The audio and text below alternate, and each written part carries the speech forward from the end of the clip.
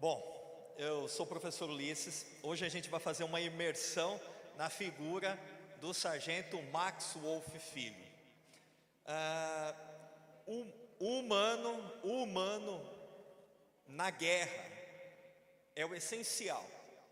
Você precisa entender o combatente, a figura do militar que está combatendo em campos de batalha.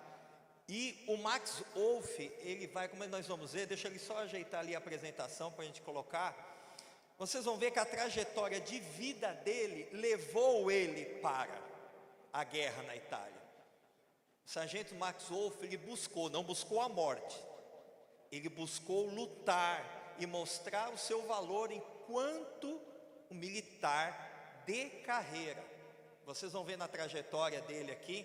Bom, vamos lá então. Figura do nosso sargento Max Wolff Filho, tá? Eu falo da FEB na perspectiva do sargento Max Wolff, porque quando eu escrevi o livro sobre o sargento Max Wolff, que é o Fibra de Herói, a ideia não era só contar a história dele, eu queria mostrar para a população brasileira, o leigo, o que foi a Força Expedicionária Brasileira, né? E eu escolhi a figura do sargento Max Wolff para mostrar a FEB pelo olhar dele. 100% do que acontece no livro, poxa vida, o Max presenciou? Não sei, mas provavelmente sim. Ele era atento a tudo o que acontecia dentro da Força Expedicionária Brasileira. A grande questão que eu quero mostrar, porque ela é bem iconográfica, a gente vai ver, vai fazer uma viagem pela trajetória militar dele, tá? O início dele, da carreira dele no Exército Brasileiro, vai se dar em 1929, quando ele vai sentar praça no 15º Batalhão de Caçadores, ok? Em Curitiba. O 15º, historicamente, vai dar origem ao 20º RI, Regimento de Infantaria, que se tornou depois o 20 RI, depois o 20 BIB, Batalhão de Infantaria Blindado, que até leva o nome, o estandarte que está cortado ali, estandarte Max, né? O Batalhão Max Wolff Filho. Tá? Bom, servindo aqui no 15º Batalhão de Caçadores, ele fala da participação dele na Revolução de 30. Bom, que foi a participação do Max Wolff na Revolução de 30? Governador do Paraná, as eleições não são aceitas, o resultado é deposto o Washington Luiz, e nessa deposição do Washington Luiz, o Paraná se posiciona em favor do movimento liderado por Getúlio Vargas. Então, aí o Max Wolff, o batalhão dele ficou em prontidão, tá? Foi um eventual combate, coisa mínima, não houve nenhum combate fora do normal, tá? Algum tipo de companhia que ficou um pouco rebelada, mas a princípio todo aqui no Paraná aceitou isso. Aí, lá está o estandarte, tá? Do 20º BIB, tive a oportunidade de fazer a palestra lá, foi muito bom. O oficialato lá, todos os praças são muito focados na história do batalhão, tem até um espaço cultural do sargento Max Wolff. Eu recomendo quem passar por Curitiba, além de ir na casa do expedicionário, também vá no 20 BIB, avise com um pouquinho de antecedência, dá uma ligadinha, mas eles são muito solícitos, ok? Bom, aí agora, sim, a foto do novinho, 18 anos, sentando praça aí no 15 BC, tá? Falei da participação dele aí na Revolução. Bom, aí em 31, ele vai ser transferido para o 3º RI. E lá, ele vai ser promovido a cabo. O 3º RI, e aí lá no cantinho da foto da companhia, tá? Tá lá ele. Os colegas do 3º RI diziam que ele era muito Caxias, né? Muito certo. Ele não era simplesmente o cabo, ele era o cabo. Ele dava instrução, ele orientava os recrutas, quer dizer, você já percebe o instinto de liderança do Max Wolff nesse processo todo. Bom, 32 é significativo para o Max Wolff, como a gente pode ver aqui. Ele vai participar da frente do Vale do Paraíba, onde ele vai atuar junto ao capitão Zenóbio da Costa. O Zenóbio da Costa, ele é o capitão da companhia do 3º RI, em que o cabo Max Wolff vai atuar. E aí, é significativo porque na concepção dele, é o batismo de fogo. Tanto que quando ele recebe a Bronze Star, ele diz o seguinte, o pessoal fala, nossa, sargento, parabéns, você foi condecorado.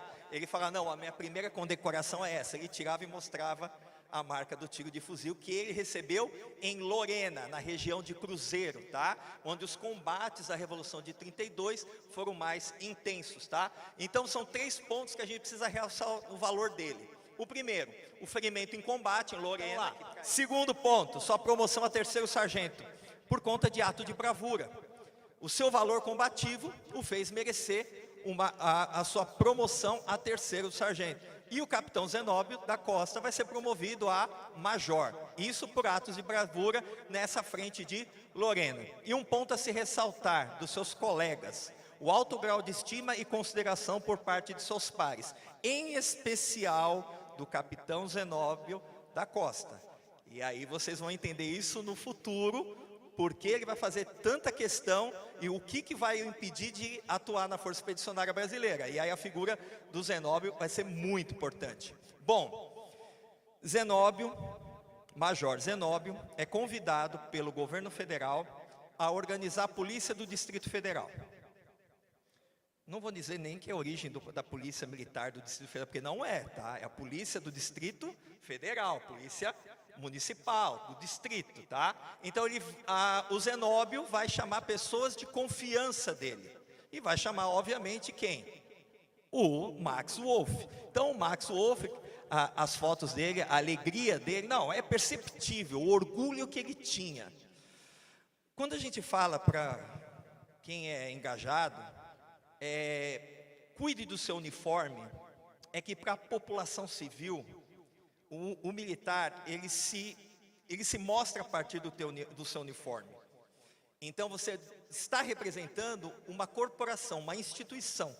Então, você menosprezar o teu uniforme é menosprezar a instituição que você representa. E isso para o Max era um orgulho. Ele aceita, vai comandar, e vai ser chefe de viatura, depois a gente vai ver que ele vai ser promovido a vigilante-chefe, tá? E vai atuar como instrutor de defesa pessoal e jiu-jitsu. Ele era um atleta.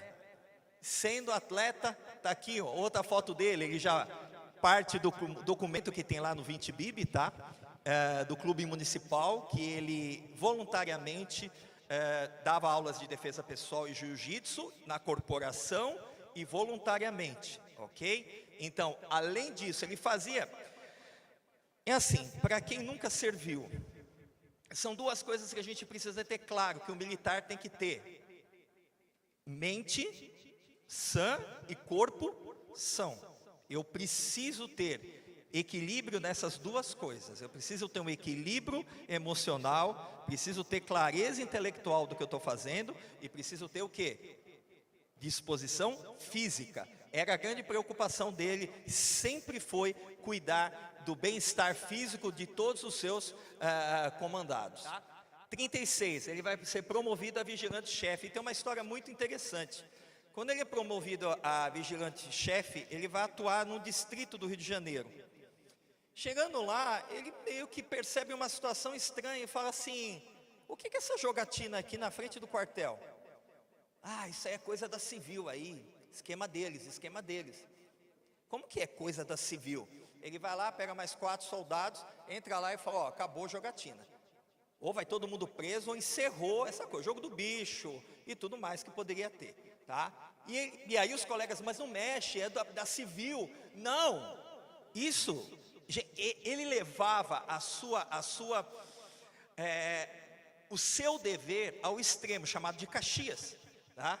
Que é o maior símbolo. Eu não acho ruim alguém me chamar de Caxias. Na verdade, se eu sou um Caxias, eu sou um cumpridor do meu dever, observando o meu trabalho. Então ele vai coibir, depois vai ficar uma tensão entre a Polícia Civil, né, e a Polícia Municipal do Distrito Federal, que até os companheiros do Max Wolff diziam: nossa, agora a gente vai ter que andar com a arma aqui sempre na mão, porque a gente pode ter retaliação. Ele falou: se tiver retaliação, vocês estão comigo, não tem problema nenhum, tá? E realmente não houve nenhum problema. E essa foi a participação dele enquanto policial, enquanto o dever dele enquanto um policial lá para coibir. E ele toda vez que ele fazia patrulhas pelo Rio de Janeiro, ele alertava aos componentes da viatura e das equipes de rádio patrulha que ele deveria entender a abordagem com relação à população carente do Rio de Janeiro, que já era sofrida e que muitos perderam a moradia porque era recente a retirada dos grandes morros do Rio, né, para a revitalização da área central do Rio de Janeiro. Então haviam pessoas em situação muito precária. E ele fazia rondas em regiões precárias, de alta vulnerabilidade social. Então ele alertava aos seus comandados que a abordagem tinha que levar em conta a situação social dessas pessoas, tá? Olha a cabeça desse cara, tá? Por isso que o Max Wolf, ele é uma figura singular, sem sombra de dúvida, tá? Pelo seu caráter e pela sua disciplina em cumprir todos os seus mandos, tá? 44, 43, criada a Força Expedicionária. 44, vamos lá, a FEB está sendo preparada para ir para o cenário de guerra, não sabia se aonde, mas que ia. Ele fica doido, ele quer participar, mais ainda porque ele sabe que o Zenóbio da Costa é o comandante da infantaria divisionária. Ele tenta, ele é recusado, primeiro, porque ele está fora da idade, ele tem 32 anos, tá? Então não era o padrão de idade para se ir, e o quadro de terceiro sargento já estava encerrado. Então, ele tinha um problema de saúde, ele tinha uma hérnia de disco. Então ele vai, a gente sabe no meio militar o acocha, né? Pô, o cara era meu amigo, lutou comigo, o cara é general. Não, ele vai lá e vai pedir para o general Zenóbio, fala, eu quero ir nessa guerra, eu quero fazer parte da Força Expedicionária. O general Zenóbio, tem uma cena que eu coloco no livro, cena porque tudo fica bem claro. O Zenóbio escuta ele falando, anda, aí o Zenóbio no gabinete dele, ele olha para um quadro, olha para o quadro, que é da batalha, uma das batalhas da Guerra do Paraguai, não olha para o quadro, e o Max fica nervoso com isso. Aí ele fala assim, você sabe que eu já estou indo, né? E não vai dar tempo de você ir comigo. Você tem problema de saúde, você tem certeza que você vai querer ir? Aí continua olhando para o quadro, e o Marx olhando para ele. Ele, claro, general, eu quero ir, é meu destino. Então, general Zenóbio, olha só, hein? Isso é difícil para quem é oficial comandante. Pega um ofício, escreve tudo, recomendando que ele tem autorização dele, papapá, assina e não data. Ele entrega essa folha em branco no sentido que é só por a data. Ele diz, vai cuidar da sua saúde. E se apresente novamente à junta médica do Exército. Vai ser o que vai acontecer. Ele vai fazer um tratamento. A hérnia também dele não era uma coisa muito fora do normal, mas era um limitador até para a prática de jiu-jitsu, tudo. Ele teve uma contusão. Ele faz essa cirurgia. Enfaixado, ele vai na junta médica e quando ele percebe que alguma coisa está errada, ele já apresenta a carta do general, o acocha. E o acocha dá certo, tá? A recuperação dele vai ser muito boa, ele ainda vai embarcado, depois no terceiro escalão, ele ainda vai enfaixado, tá? Mas a recuperação dele é incrível, até pelos médicos do Exército atestaram isso. A recuperação dele foi além, né, do que para quem sofre uma cirurgia de hérnia, tá? Aí o Zenóbio, né, junto ali com o nosso comandante-geral da FEB, o Mascarenha de Moraes, tá? Ele vai ser designado para fazer parte do 1º Batalhão do 11º Regimento. Vai ser uma jornada, a correria que vai fazer, eu não coloco no livro, mas ele vai fazer uma jornada do Rio para Minas, é uma correria danada, porque o 11º já está indo, na realidade eles já vão vir para o Rio, tá? Mas ele tem que se apresentar em São João del Rei, para acompanhar a tropa que vai para a Vila Militar. Então, ele vai para o 11º Regimento de Infantaria, o famoso Regimento Tiradentes, tá? Como sargento excedente, quero que vocês gravem bem isso, excedente, tá? Porque o quadro de terceiros sargentos já estava completo, tá? Ele tinha 32 anos, tá? Já ia fazer 33, tá? Ele vai para o segundo, ele vai junto com o 2º e 3º escalão, ele vai ser parte do 3º escalão, tanto que quem vai acompanhar o 2º escalão vai ser o Cordeiro de Farias, comandante da artilharia divisionária, e o 3º escalão vai ser acompanhado pelo general Falconieri, que vai ser do depósito de pessoal da FEB, né, vai cuidar da retaguarda. Já no navio, ele vai ter o diálogo, o famoso diálogo, com o tenente-coronel, hoje tenente-coronel Nestor, que faz aniversário hoje, bem lembrado, 106 anos. Aí é que vem a conversa. Eles estavam, é lógico, os sargentos não ficam junto aos soldados, tá? Então, o alojamento que coube lá no General Meigs, né, no transporte de tropas, o Nestor, segundo o sargento, ele está lá no beliche, embaixo está o Max. O Max levou uma vitrolinha, tá? Manual.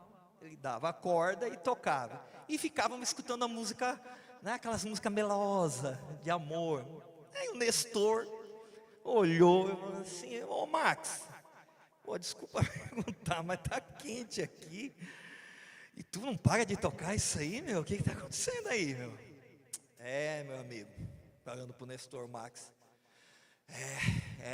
Me separei antes de viajar. Que a minha mulher pediu desquite, mas eu amei muito ela. E amo ainda, vou dizer a verdade. Mas digo outra coisa para você, viu, Nestor? Eu estou indo para a guerra. E vou falar uma coisa para você. Ou eu volto herói, ou eu volto morto.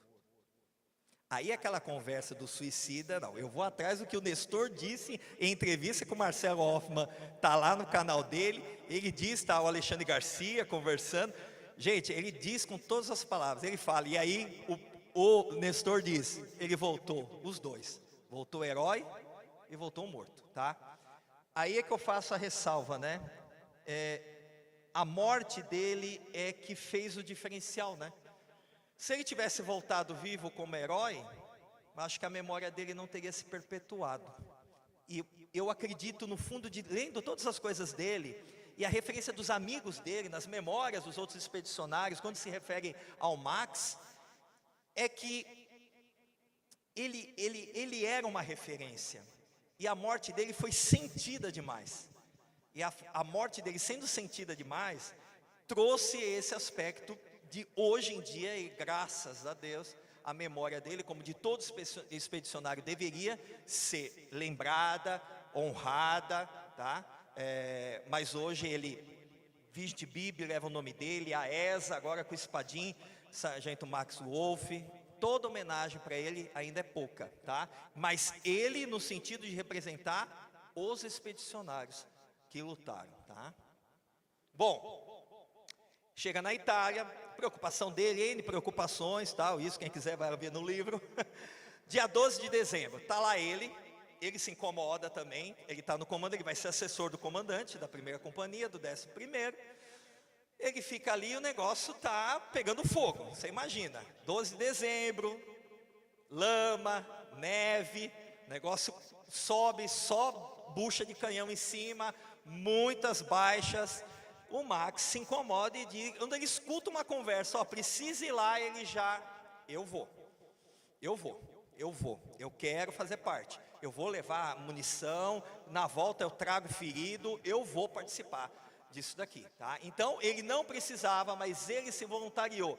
E aí, vem aquele famoso episódio do Zenóbio pedir um favor para ele, sabendo que o Max está fazendo esse vai e vem na frente ali em Monte Castelo. E aí o Max responde, coronel, por favor, diga ao general Zenóbio que, desde escurecer, este padioleiro e eu estamos indo e voltando às posições inimigas para trazer os nossos companheiros feridos. Faremos isso até que a luz do dia nos impeça de fazê-lo. Se, numa dessas viagens, encontrarmos o corpo do Capitão Bueno, nós o traremos também. Capitão Bueno, ele vai tomar um tiro durante o ataque a Monte Castelo, que vai furar, vai transpassar o pulmão esquerdo dele. E ele vai ficar perdido no campo, na terra de ninguém. Então, a esperança do Zenóbio é que achem ele, que o Max, nessas idas e vindas, ele consiga encontrar, pelo menos, o corpo do Capitão Bueno, tá? Mas quem vai fazer isso é o soldado Sérgio Pereira, nessa foto, recebendo a Bronze Star do general Truscò, agora comandante do 5º Exército, porque ele é ajudante de ordens do Capitão Bueno e sem falar nada para ninguém, ele entra na terra de ninguém e vai à busca. Ele carrega o corpo, vivo ainda, moribundo, do Capitão Bueno por 2 quilômetros, tá? Capitão Bueno não morreu porque ele cai com o ferido numa poça, parece que é próximo a um córrego, tá? Ali na base do Monte Castelo, um pouquinho mais perto de Abetaia, ele vai fazer parte do movimento de Abetaia, tá? E ali até a água congelada meio que dá uma estancada nesse sangue que ele está perdendo. Então o Capitão Bueno também é uma figura singular, porque ele vai fazer parte da história dos 17 de Abetaia, que depois vão ser encontrados no ataque nas vésperas, dia 20 por 21, encontrados os corpos dos que morreram no dia 12 em Abetaia, tá? Coloco isso aqui também no livro. Não foi Max Wolff que encontrou, mas no livro, eu tenho a liberdade do escritor ficcional, tá? Também colocar esse encontro desses corpos e como se deu, tá? Isso é bem interessante, a mistura da realidade com a figura do Max. É que o Max Wolff que está contando esses episódios, tá? Então, o Sérgio Pereira vai ser condecorado por esse ato meritório. Você sabe que a Bronze Star é por ato meritório individual. Tá? O rei das patrulhas, e aí vai a famosa frase dele, por que ele era o rei das patrulhas e por que ele participou de tantas patrulhas, a fala do próprio Max. No posto de comando do batalhão eu me encontrava praticamente sem função, daí eu tive que inventar alguma coisa. É o que estou fazendo, é aliviar vocês de tantas patrulhas, das missões mais arriscadas. Ali na foto a gente tem o Sargento Max, tá? Eu adiantei essa foto, mas eu queria mostrar lá no fundo a identificação, o Coronel Rost identificou na foto, né? Aquele soldado ali no fundo é o Estevão, que é o que vai tentar resgatar, logo quando o Max ele é atingido por uma rajada de metralhadora, né? Na derradeira patrulha dele, o Estevão também vai morrer na hora de tentar resgatar o corpo, tá? Então ele foi identificado como sendo aquele soldado. Aquela é outra foto de campanha, tá? Max com os seus companheiros. E aí a sua fama de rei das patrulhas é consolidada, tá? Aí começa a sair suas citações meritórias. Aí sai no boletim do exército durante a campanha. Aí o seu comandante, olha, isso aqui é lindo. Esse monumento que fica no topo da casa da FEB, no Museu do Expedicionário, merecia fazer uma cópia e descer isso aqui, para as pessoas verem. Ele é muito lindo, acho que um dos monumentos mais bonitos que tem a respeito dos expedicionários brasileiros, tá? Bom, vamos lá, a citação meritosa. Desejo destacar o desassombro do 3º Sargento Max Wolff Filho, que todas as vezes que se apresenta uma missão perigosa, principalmente de patrulha, espontaneamente se oferece para fazer parte dela. Patrulha vai ser um dos serviços mais perigosos da FEB, fora do 9º Corpo de Engenharia, que vai ser o pelotão suicida, que vai ter que identificar as minas que os alemães deixavam indiscriminadamente. O alemão, ele não era de deixar minas indiscriminadamente. Por quê? A lógica do alemão é recuo, avanço. Então eu quero retomar. Então eles tinham as marcações das minas que até os aliados, porque já conheciam, porque é aquela máxima, né? Conheça teu inimigo quanto mais tempo você trabalha com ele, tá? Bom, aí, mas só que os alemães estão indo embora, né? Então eles estão colocando as minas de qualquer maneira. Então um serviço muito perigoso. Registro com satisfação essa particularidade do Sargento Wolff, pela qual revela possuir a noção perfeita do dever militar. A noção perfeita do dever militar. 5 minutos, né? Eu tenho, né? Sim, 3 não, né? Não me mata o coração. Tá? Bom, aí a Bronze Star, a citação do que sobe, né, o pedido da Bronze Star, que subiu o degrau, Mascarenhas de Moraes, foi para o Glittenberg, do 4º Corpo, depois para o Truscot, né, e ele recebe a Bronze Star, a fotografia no dia, né, que ele recebe a bronze, fotografia muito conhecida, que circula muito pela internet, tá? O momento que ele é agraciado com a Bronze Star, que está lá no Museu do Expedicionário, ali em Curitiba. Quem quiser conhecer, a medalha verdadeira está lá. Bom, sua segunda citação meritória, em 7 de março de 45, as ligações foram indispensáveis. A primeira companhia do 11º RI ocupara no dia anterior as atuais posições, depois de atravessar terreno inteiramente desconhecido e amplamente minado. Na madrugada do dia 7, partiram-se as linhas telefônicas. Para guiá-la e protegê-la, partiram à frente da turma telefônica o sargento Wolff, o cabo Tiago e o soldado Berberino. Revela notar que do sargento Max Wolff é a segunda citação que tem o prazer de registrar por ato meritório praticado em combate, tá? A partir até da questão dessas citações meritosas, ele vai ser promovido a segundo sargento, tá? Aqui você tem o próprio general Zenóbio da Costa cumprimentando Max Wolff, tá? E vocês já podem perceber a divisa de segundo sargento. As crianças que estão ali no fundo, ele quando ele está caminhando para a praça, né, para ficar em forma, e ele vê as crianças, ele se emociona, porque ele lembra o quê? Da filha dele, né? Ele lembra da filha dele, a Hilda, tá? Então ele tem uma ligação muito forte com a filha, isso fica claro nas cartas entre os dois. Uma das cartas dele que está lá no museu também, Isabel, que é a irmã dele. Olha como o sentimento que ele tem, lógico, ele fala da filha, ele fala para a família e tal, mas olha esse trecho quando ele diz respeito, o sentimento dele de fazer parte da Força Expedicionária. Isabel, estou orgulhoso, contente por pertencer ao nosso exército expedicionário. Estou tão orgulhoso que não há palavras que defina. É a vida que sempre adorei. Olha, tá arrepiei. E é verdade, não estou arrepiando de conversa não. Tudo aqui para mim é um prazer.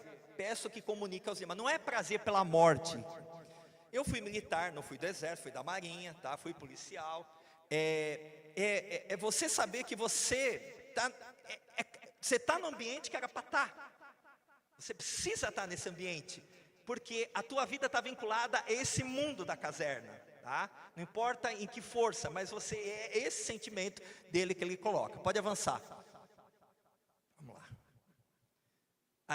Aí, o Mascarenhas de Moraes, como bem disse, nós vamos ter a Militar Policy, mas também nós vamos ter o Mascarenhas olhar que o exército americano tem um pelotão de choque, né? Um pelotão especial, que é um pelotão que precisa adentrar certos espaços que a tropa normal, regular, não vai fazer. E o Mascarenhas pede para criar.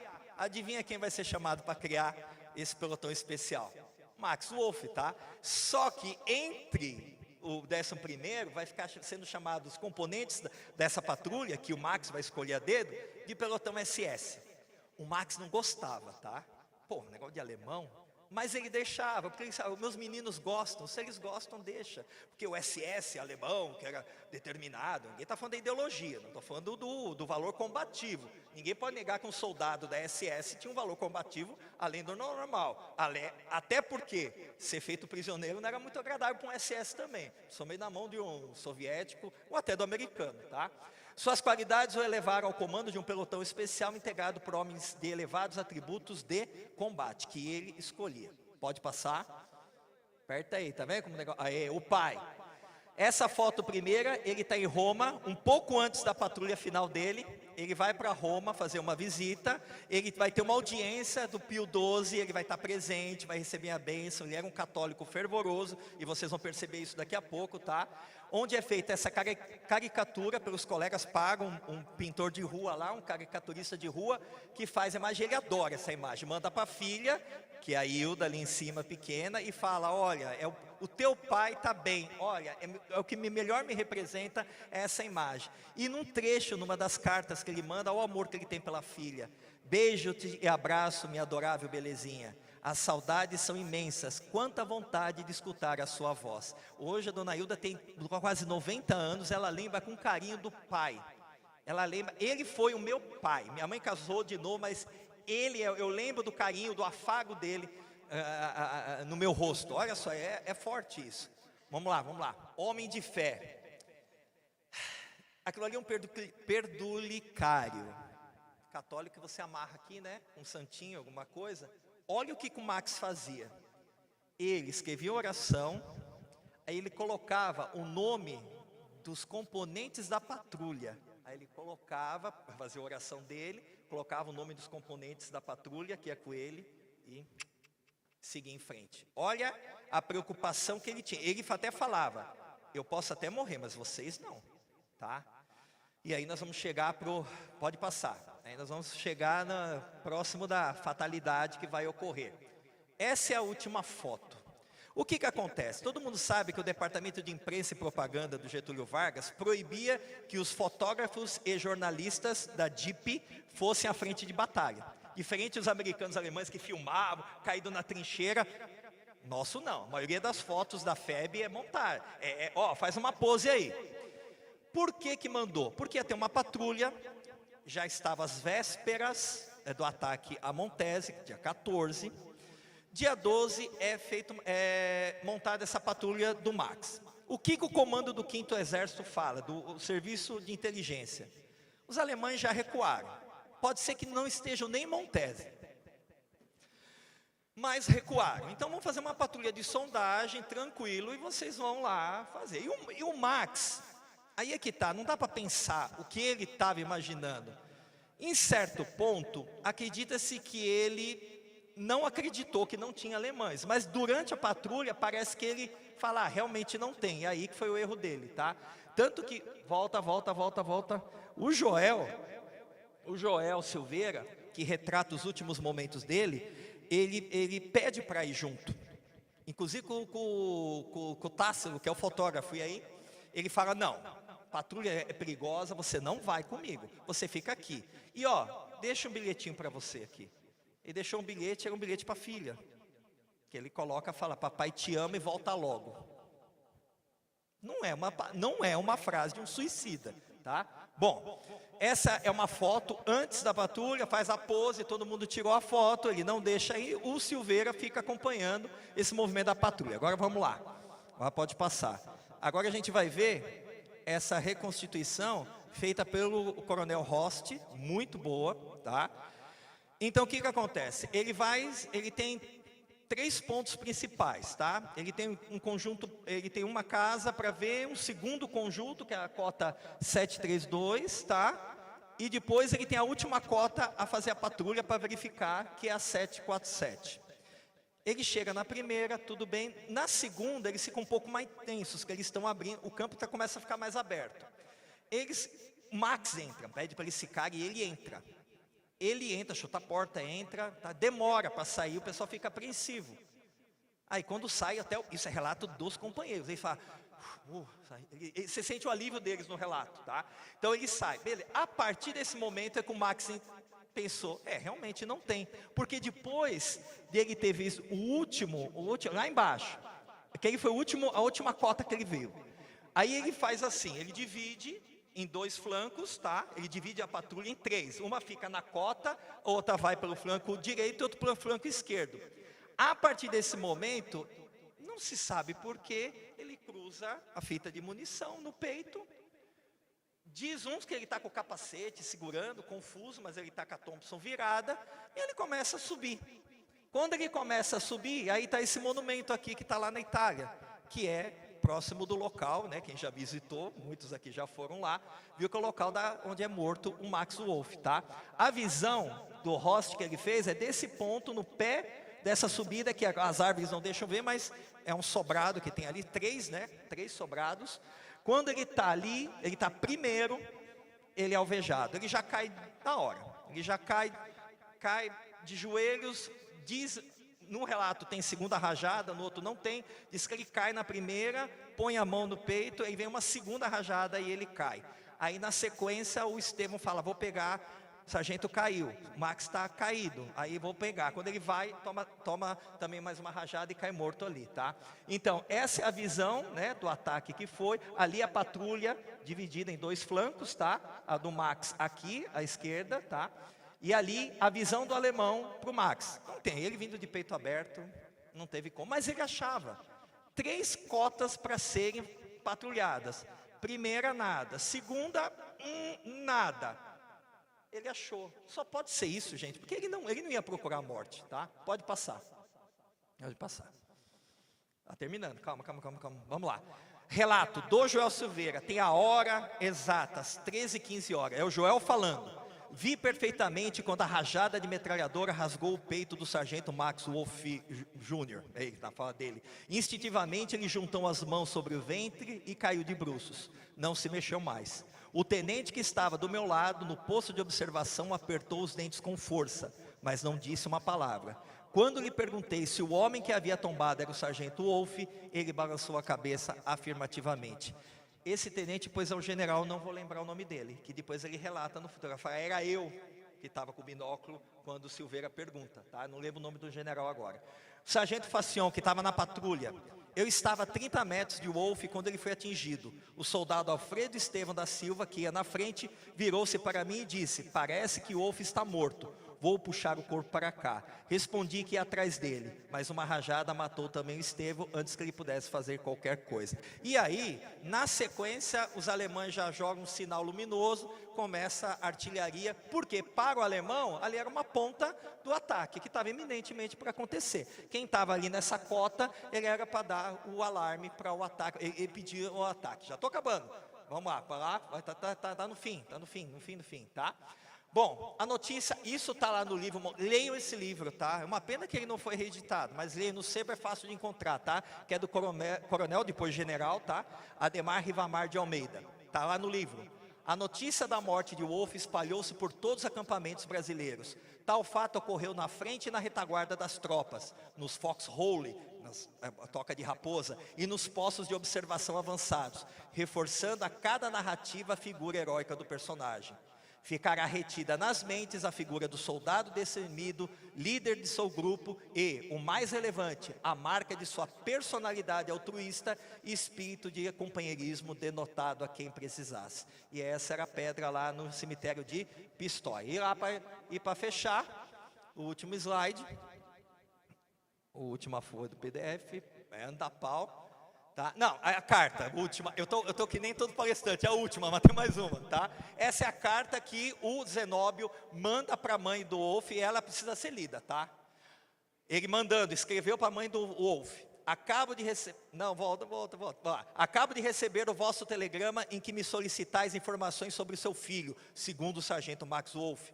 É verdadeiramente contristado que vos participo que o vosso filho, quase ao terminar a guerra, tomou como verdadeiro bravo em defesa do nosso. E vos orgulhar, ninguém ultrapassou em lealdade, desprendimento, destemor e espírito de sacrifício. Pedia a miúde para ser incluído nas patrulhas que, altas horas da noite, iam em busca do contato com o inimigo. Portou-se sempre como um verdadeiro soldado. Nada o demovia do cumprimento do dever, nem o frio inclemente, nem o inimigo rancoroso e destemido. Dentre as citações de combate conferida a vários oficiais e praças, a sua se projetará na história da nossa pátria. Apresentando-vos, pois, em meu nome da Infantaria Expedicionária, as nossas sinceras condolências, eu vos afirmo que o vosso pranteado filho, à semelhança dos pinheiros de vossa terra natal, viveu, pelas suas qualidades morais, sempre na vertical e caiu deixando o vazio cheio de saudades entre os componentes da Força Expedicionária Brasileira, assinada pelo Zenóbio, tá? E agora, para encerrar, agora de verdade, tá? Mais uma ali. Bom, todas as condecorações a que ele recebeu em vida, que é a Bronze Star, as subsequentes, a Sangue do Brasil, a de campanha, de guerra, da Cruz de Ferro, a Cruz de Ferro, a Cruz de Combate de primeira classe, tá? E todas essas histórias estão lá no livro Fibra de Herói. É uma leitura muito agradável, tá? Não vou fazer o meu jabá, mas é muito, muito agradável para uma pessoa que fala: gostei, quero saber mais da FEB, e vai atrás, tá? Obrigado a todos, e é isso.